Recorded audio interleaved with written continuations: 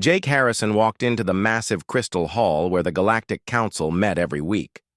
The building was so huge that his footsteps echoed even though hundreds of alien beings filled the space. He had been Earth's main representative for 3 long years, and today felt different than all the other days. Today, something inside him was ready to snap. The Zenithari representative was talking again with that same tone that made Jake's teeth hurt. Her voice sounded like music, but the words were poison. She was explaining to everyone why humans were still too young and stupid to make important decisions about galaxy affairs. Jake stood there listening while his hands slowly turned into fists. Captain Lisa Brooks watched from the glass viewing area above the main floor. She could see Jake getting angry, and she knew this day would come eventually. For months, she had watched him come back from these meetings looking more tired and frustrated. The aliens treated humans like annoying children who needed constant supervision and guidance. The Zenithari kept talking about human mistakes and how dangerous it was to let such a new species have too much power. She pointed out that humans had only been in space for a few hundred years, while her people had been traveling between stars for over 10,000 years. The other aliens nodded their various heads and made sounds of agreement. Jake remembered the first time he came to this hall 3 years ago. He had been so excited and proud that humanity was finally part of something bigger. Earth had worked so hard to prove they deserved a seat at this table. Human scientists had solved problems that stumped alien minds for centuries. Human engineers built ships that flew faster and more efficiently than anything the galaxy had seen before. Human doctors had cured diseases that killed millions of alien civilians every year. But none of that seemed to matter to these ancient civilizations. They saw humans as babies playing with dangerous toys. Every time humans suggested a new idea or solution, the response was always the same. Too risky, too aggressive, too different from how things had always been done. The worst part was how they treated human military forces. Admiral Greg Thompson commanded the finest fleet in known space, but the Council constantly criticized human tactics as too violent and unpredictable. They preferred the old, slow methods that had barely kept peace. In the galaxy for the past century, human ships were faster and their crews were better trained, but the Council refused to let them take leading roles in any major operations. The Korthak Empire had been testing Council borders for months. Their warships attacked trade vessels and raided small colonies. Everyone knew they were preparing for something bigger. Jake had presented detailed intelligence reports showing Korthak battle plans and supply movements. He had begged the Council to take action before the situation got worse, but today the Council voted to do nothing except send a diplomatic message. They also voted to give the Korthak Empire access to 12 new star systems that were rich in rare metals and energy sources. The reasoning made Jake sick to his stomach. The Council believed that giving the aggressive aliens what they wanted would make them peaceful and satisfied. At the same time, they voted to restrict human expansion to only 2 small star systems that had almost no useful resources. The official reason was that humans needed more time to prove they could handle responsibility. Jake knew the real reason was that the older species were afraid of human growth and success. The Etherian collective representative stood up to speak next. Supreme Chancellor Vexthul was older than most human civilizations, and his species had controlled the Council for thousands of years. His tentacles moved in slow patterns while he talked about the wisdom that came with age and experience. Vexthul explained that humans were like energetic young animals who needed firm guidance to prevent them from hurting themselves and others. He said that human emotions made them unstable, and their short lifespans made them too focused on quick results instead of long-term planning. The other aliens made more agreeing sounds. Jake felt something break inside his chest. All the months of sitting quietly and trying to be diplomatic suddenly felt like a waste of time. These aliens would never see humans as equals, no matter what humanity accomplished. They would always be the wise adults dealing with troublesome children. Lisa Brooks could see Jake's face changing color, even from her position high above the main floor. She had served on enough ships to recognize when someone was about to explode. She started moving toward the stairs that led down to the main hall. The final insult came when the draconian representative suggested that humans should have their voting rights reduced until they learned better self-control. Several other species immediately supported this idea. They wanted to treat humans like students who had failed an important test. Jake stood up slowly from his seat. The hall became quieter as aliens noticed the human ambassador rising. His voice was steady, but everyone could hear the anger underneath the words. "We have listened to your wisdom for 3 years," Jake said loud enough for everyone to hear. "We have followed your rules and accepted your decisions even when we disagreed. We have proven our value to this galaxy over and over again. But you still treat us like we are worthless." Vexthul waved a tentacle in a dismissive gesture. "Young species always believe they know better than their elders. This is why guidance is necessary." "Your guidance has accomplished nothing," Jake replied, with his voice getting louder. "The Korthak Empire grows stronger while you send them gifts. Pirates attack trade ships while you debate for months about responses. Diseases spread through your colonies while you reject human medical advances as too experimental." More aliens started making upset noises, but Jake kept talking. "We are done with your guidance. We are done with your wisdom. We are done with you." The hall became completely silent. Even the background humming of the building's systems seemed to stop. Jake looked around at hundreds of alien faces staring at him in shock. "Humanity formally withdraws from the Galactic Council effective immediately," he announced. "We will no longer accept your authority or follow your decisions." Lisa Brooks had reached the main floor and was moving toward Jake's position. She could see alien security forces starting to move, but they seemed confused about what they should do. Vexthul's tentacles moved in what humans had learned was a pattern of amusement. "The humans will return within 1 solar cycle begging for readmission. They cannot survive without our protection and guidance. This galaxy is far too dangerous for such an inexperienced species to navigate alone." Jake walked toward the exit with his head held high. Other human delegates and staff members followed him. As they left the Crystal Hall behind them, Jake felt something he had not experienced in months. He felt free. 2 days after Jake Harrison walked out of the council chambers, everything began to fall apart. The first signs started small, but grew bigger every hour. Admiral Greg Thompson sat in his command center on Earth, reading reports that made him shake, his head in amazement. The aliens were already panicking, and humans had barely been gone for 48 hours. The Galactic Trade Network was the first system to show problems.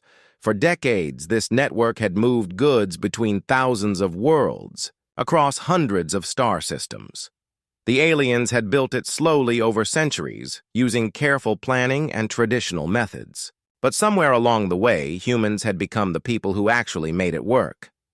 Commander Steve Martinez received his first emergency call while his ship, the New Horizon, was still in Earth orbit.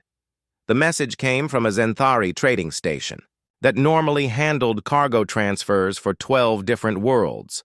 The station manager sounded desperate even through the translation device. "Human ships carried 30% of all our cargo," the manager explained. "Without your vessels, we cannot move goods fast enough. Our storage areas are completely full and more ships arrive every day. We need human help immediately." Steve looked at his communications officer, Lieutenant Amy Foster, who was monitoring dozens of similar messages. Every few minutes, another alien, trading post or cargo station sent urgent requests for human shipping services. The aliens were offering double and triple payment rates, but the humans were no longer bound by council trade agreements.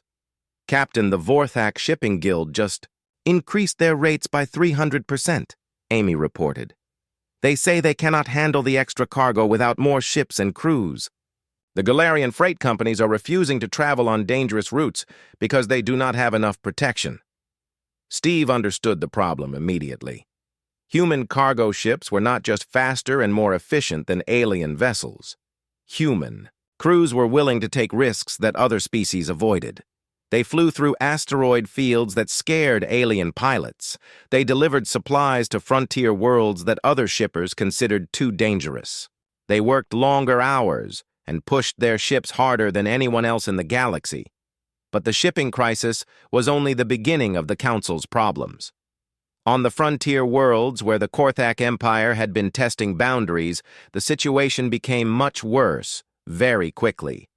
Without human military advisors and rapid response teams, the Council's peacekeeping forces found themselves completely overwhelmed. General Patricia Hayes watched the reports from her new office in Earth's Military Command Center.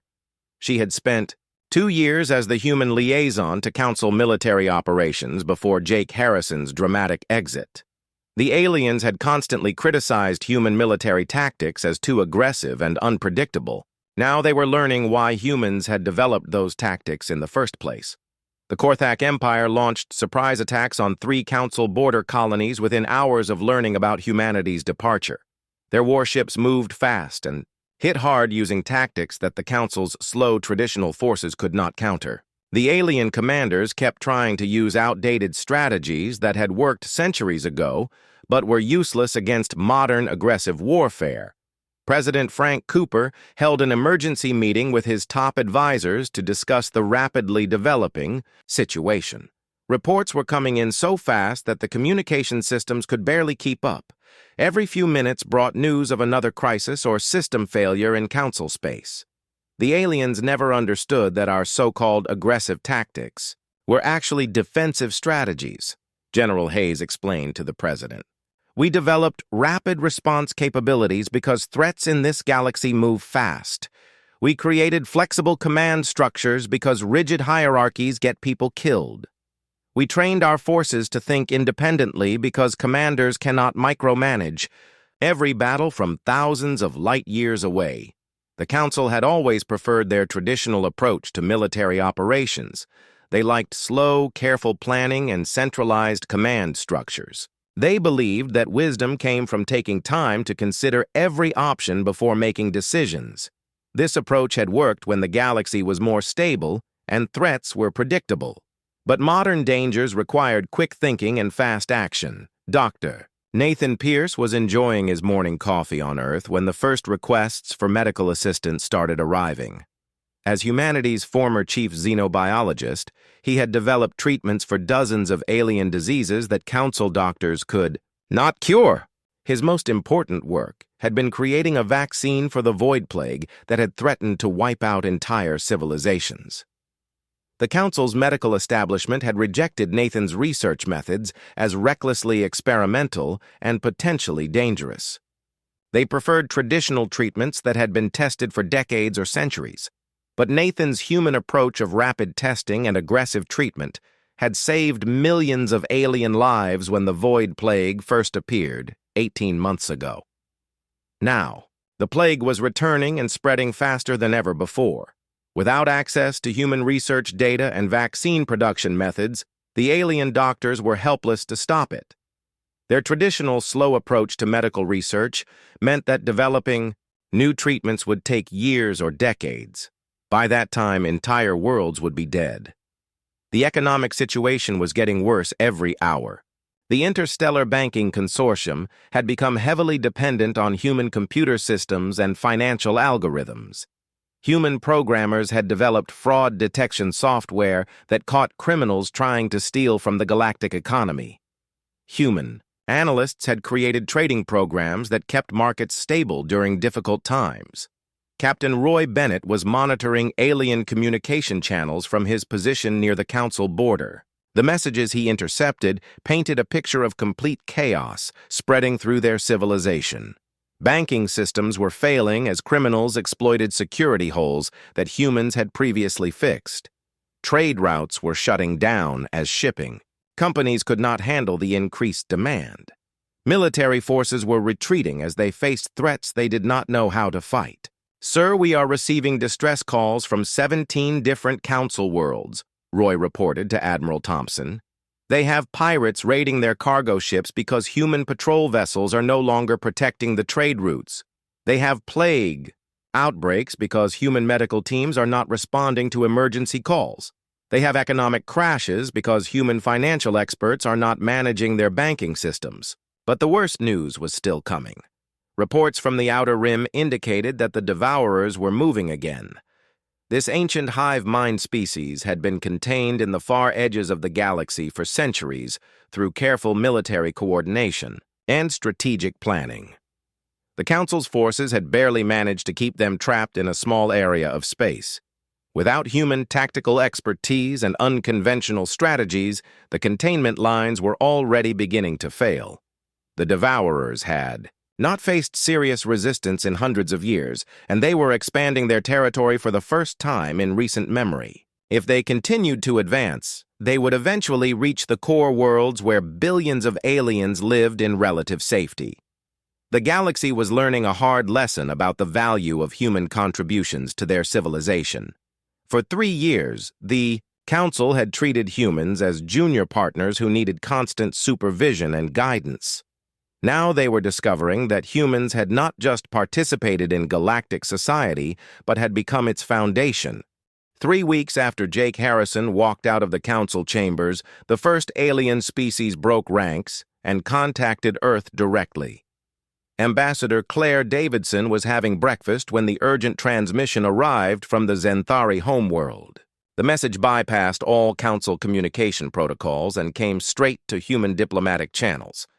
The Zenthari representative appeared on the screen with her bioluminescent patches flickering in patterns that human translators had learned meant extreme distress. Her normally musical voice sounded strained and desperate as she explained the crisis that was destroying her civilization. "The void plague has returned to our worlds," she said, with her light patterns flashing faster than normal. "Our medical facilities are overwhelmed and our doctors cannot stop the spread. Entire cities are being evacuated, but the infection moves faster than our people can run. We need human assistance immediately." Claire knew exactly what the Zenthari representative was talking about. Dr. Nathan Pierce had developed a cure for the void plague 18 months earlier using experimental techniques that the Council had condemned as too dangerous and reckless. The aliens preferred their traditional slow approach to medical research, even when millions of lives were at stake. Nathan's human methods involved rapid testing on volunteer subjects and aggressive treatment, protocols that pushed the boundaries of established medicine. The Council's medical establishment had been horrified by his willingness to take risks and try untested approaches. They had voted to restrict his research and prevent him from sharing his methods with other human scientists. But Nathan's cure had worked perfectly and saved countless alien lives during the last plague outbreak. Now that humans were no longer part of the Council, the aliens had lost access to all human medical research data. They could not reproduce Nathan's vaccine because they did not understand his experimental procedures. "Our scientists have tried to recreate the human vaccine, but we cannot make it work," the Zenthari continued. "We do not have the equipment or knowledge to follow human medical protocols. Every day the plague spreads to more worlds and kills more of our people." Dr. Nathan Pierce received the transmission at his research facility on Earth. He felt sick as he listened to descriptions of the plague's effects on Zenthari colonies. The disease attacked the nervous system and caused painful deaths that could last for weeks. Traditional alien treatments could slow the progress, but could not cure the infection. While the plague crisis was developing, the galactic economy was experiencing its own complete collapse. The Interstellar Banking Consortium had discovered that removing human oversight from their financial systems was like removing the foundation from a building. Everything came crashing down within days.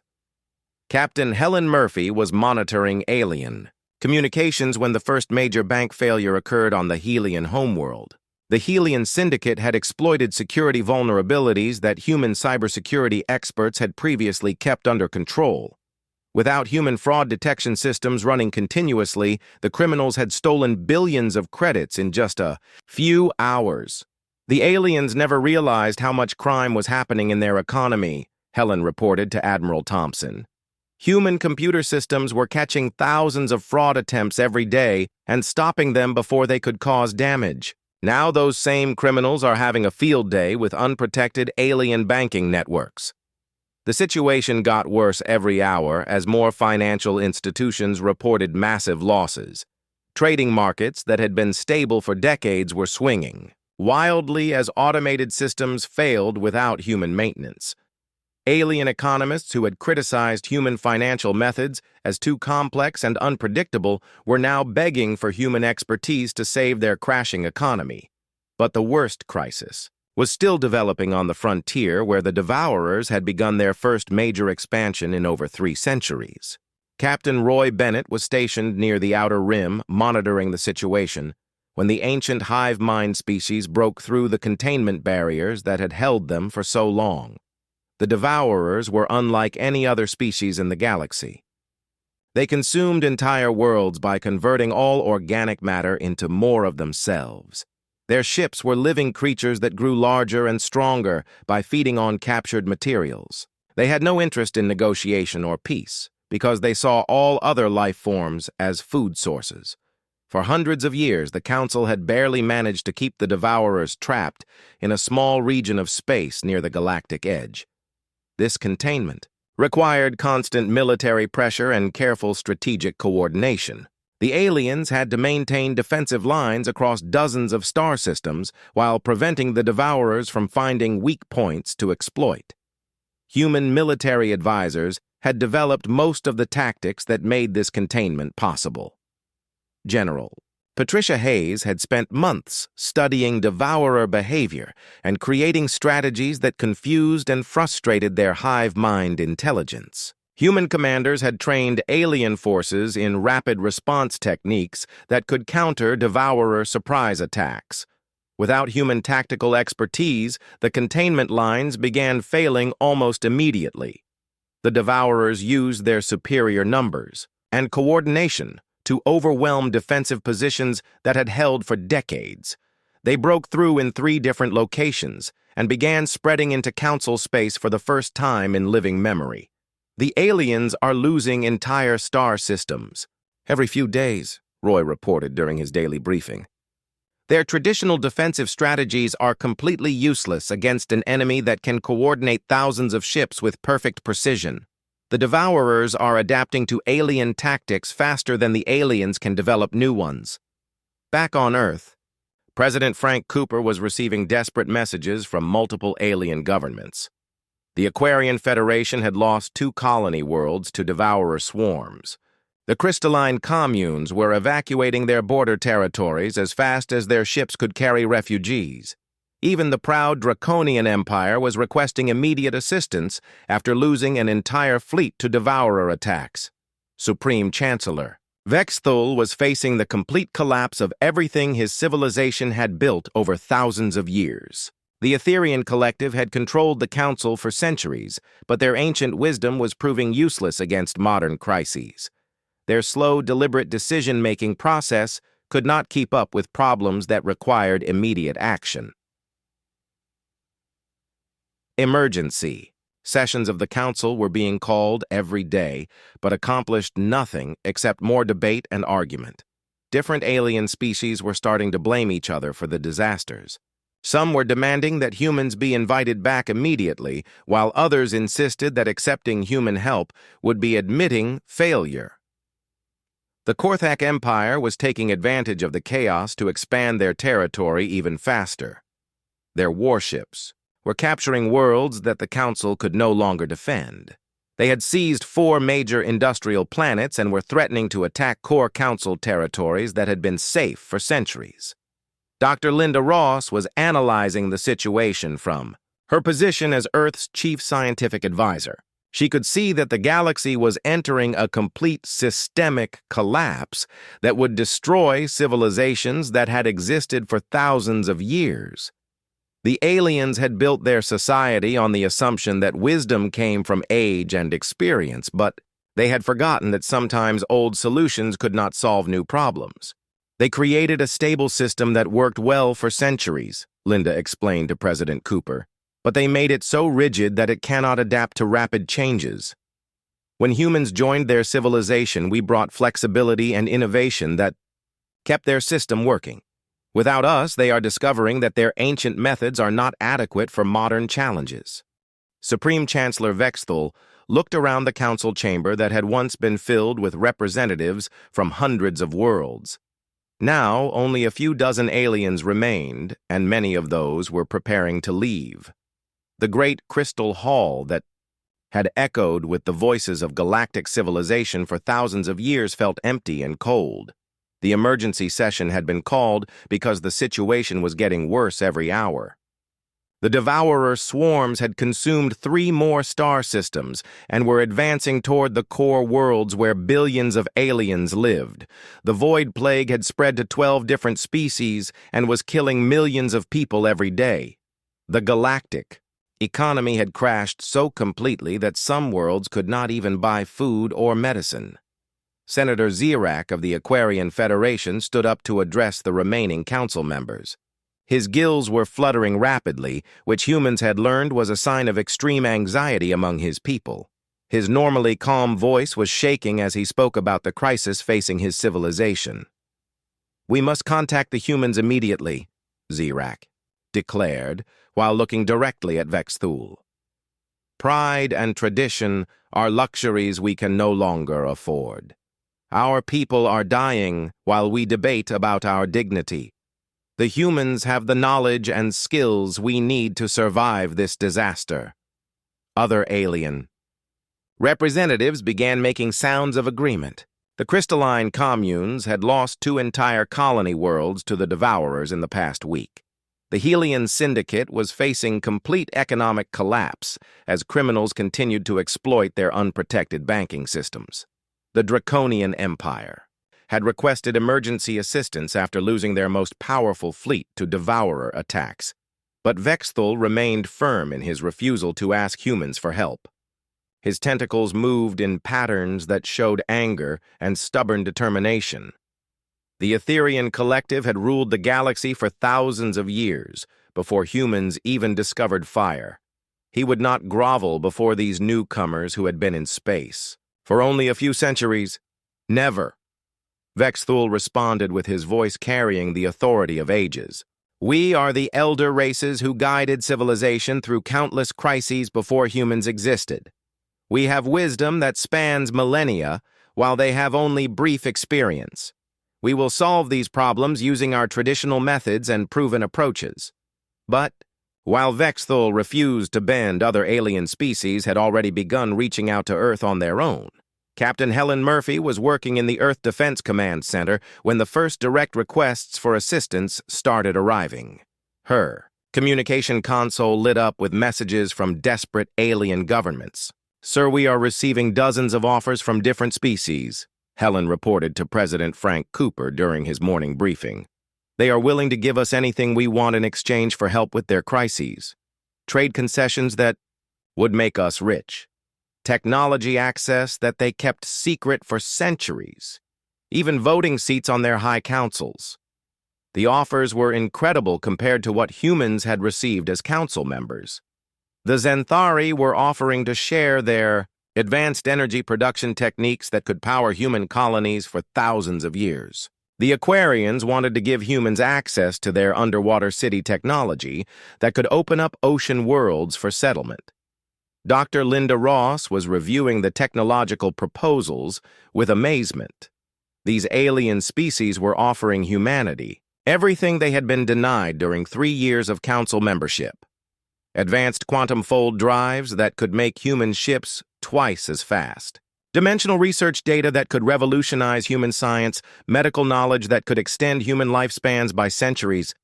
They kept all of this from us because they said we were too young and inexperienced to handle such advanced technology safely, Linda explained to the president.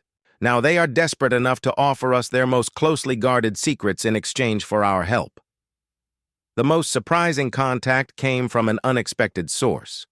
War leader Krutak of the Korthak Empire sent a direct transmission to Earth that bypassed all normal diplomatic channels. The message arrived encrypted with codes that only human intelligence services could break. Krutak's proposal was both tempting and dangerous. The Korthak Empire wanted to form an alliance with humanity against the weakened Council. They offered to split all conquered territories equally with humans. Earth would receive half of every world they captured together, including the rich core, systems that had been Council strongholds for millennia. The Council treated both our species as inferior, Krutak explained in his message. They denied us the expansion and resources we deserved while keeping the best worlds for themselves. Now we have the opportunity to take what should have been ours from the beginning. Together we can rule this galaxy instead of serving these ancient fools. Admiral Greg Thompson presented the Korthak offer to the human leadership, along with detailed analysis of what such an alliance would mean. The Empire had powerful warships and experienced armies that could help humans capture valuable territory quickly. Working together, they could probably conquer the entire Council within a few years. The Korthak are offering us immediate access to hundreds of worlds that contain rare metals and energy sources, Thompson explained. We would become the dominant power in this galaxy almost overnight. But we would also be helping an aggressive empire that has attacked peaceful colonies and killed innocent civilians. General Patricia Hayes provided a different perspective on the military situation. Human forces could easily defeat any remaining Council defenses without Korthak assistance. Earth's fleets were more advanced and better trained than anything. The aliens could field against them. We do not need the Korthak Empire to win a war against the Council, Hayes told President Cooper. Our ships are faster, our weapons are more powerful, and our tactics are superior. If we decide to take territory by force, we can do it ourselves without sharing the profits with these aggressive aliens.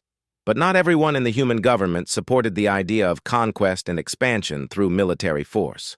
Dr. Nathan Pierce argued that millions of innocent aliens would die if humans chose to exploit the galactic crisis for their own benefit.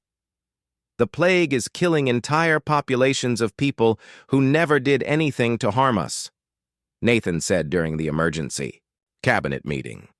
The Devourers are consuming worlds full of civilians who had no voice in Council decisions. These beings do not deserve to die because their governments were arrogant and foolish.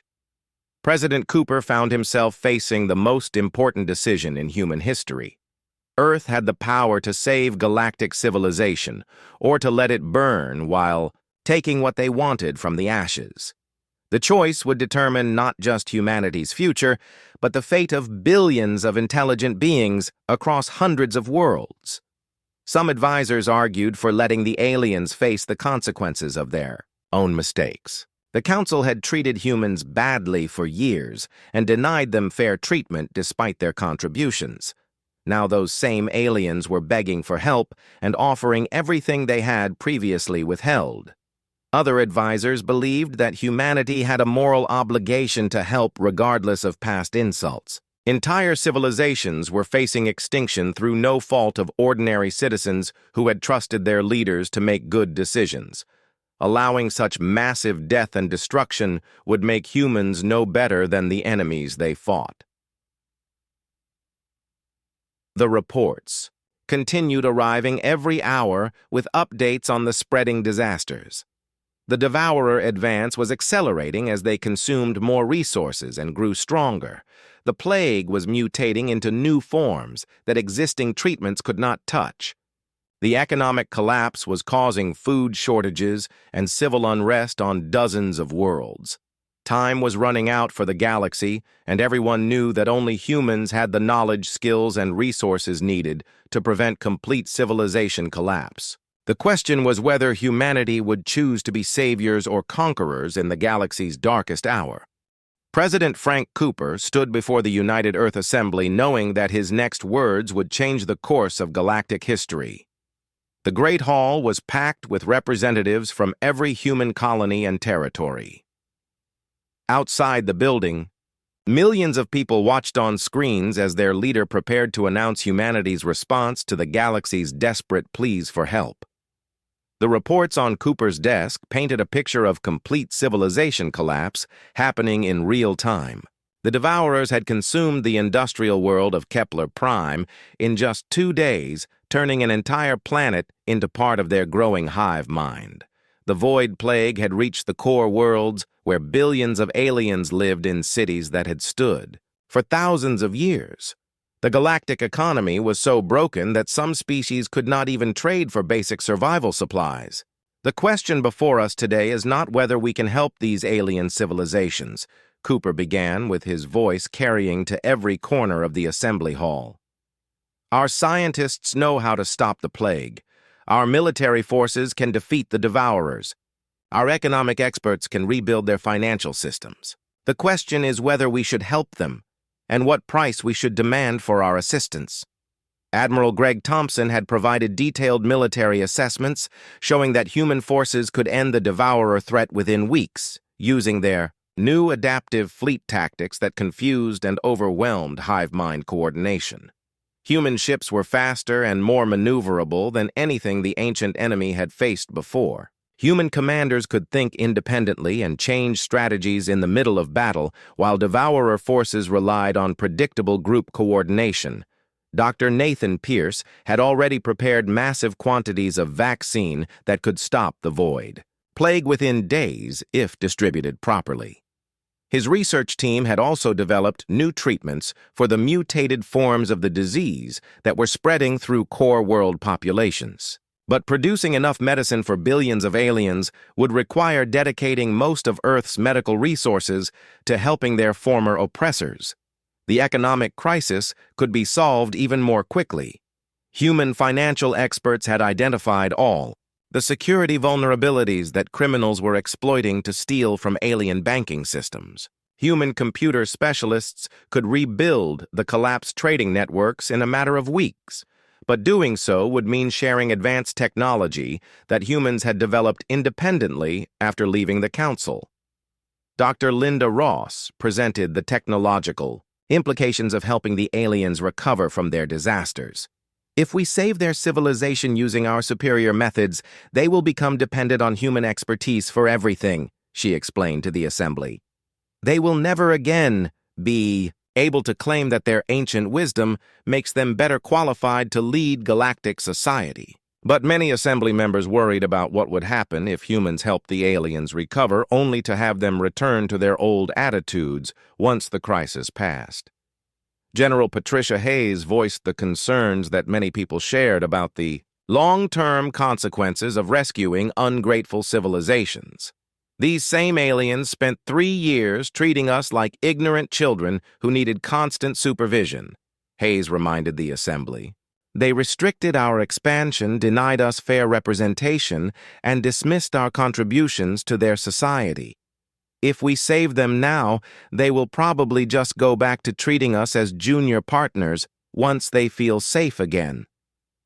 The debate continued for hours as different speakers presented arguments for and against providing assistance to the collapsing alien civilizations. Some representatives wanted to let the aliens face the full consequences of their arrogance and mistakes. Others believed that humanity had a moral obligation to prevent genocide and civilization collapse, regardless of past insults. Captain Eric Stone spoke for many military officers who had served alongside alien forces during their time in the Council. The ordinary citizens of these worlds never voted to treat humans badly, he argued. Most aliens we worked with were decent people who just followed the decisions their leaders made. Entire species should not be punished for the mistakes of their governments. But Captain Helen Murphy represented a different viewpoint that was popular among humans who had been directly insulted and dismissed by alien officials. We tried to work with them peacefully for 3 years, and they never showed us proper respect, she said. Now they are begging for help and offering us everything they previously denied us.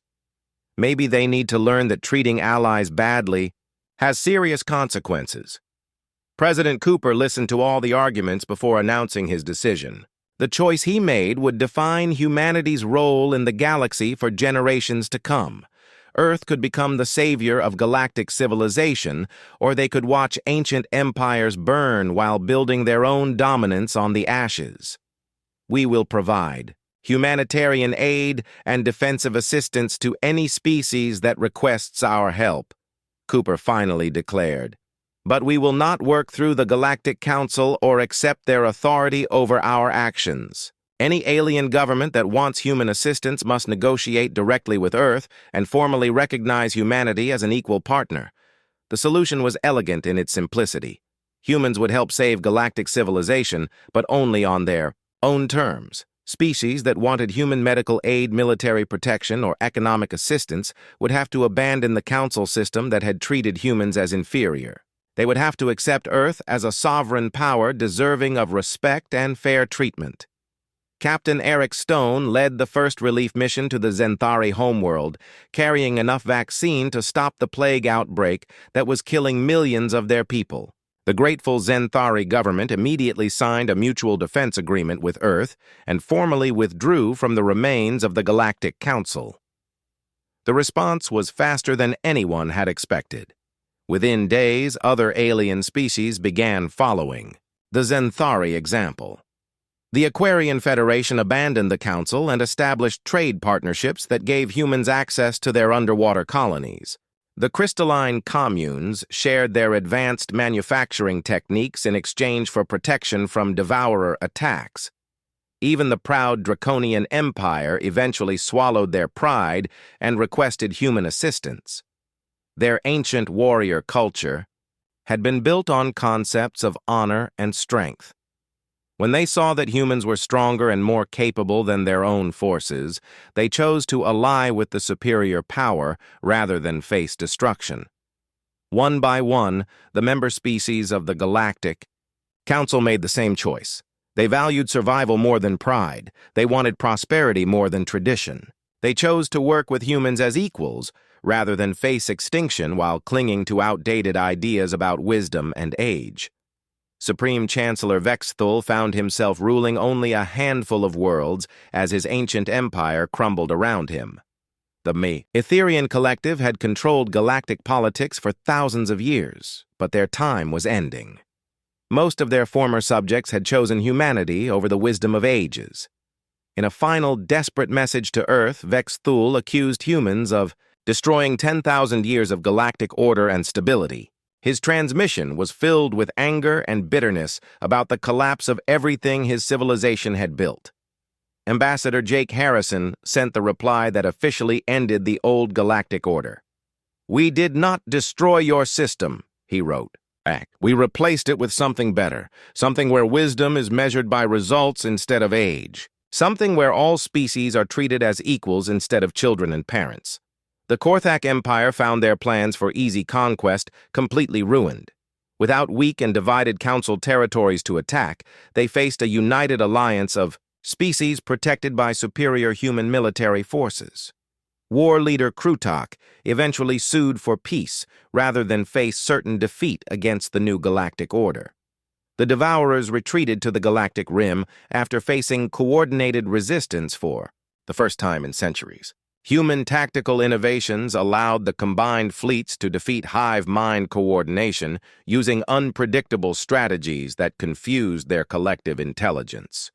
For the first time in their history, the Devourers had met an enemy they could not overcome. Within 6 months, the Galactic Council had dissolved completely. In its place rose a new alliance with Earth, serving as the coordinating center for hundreds of worlds.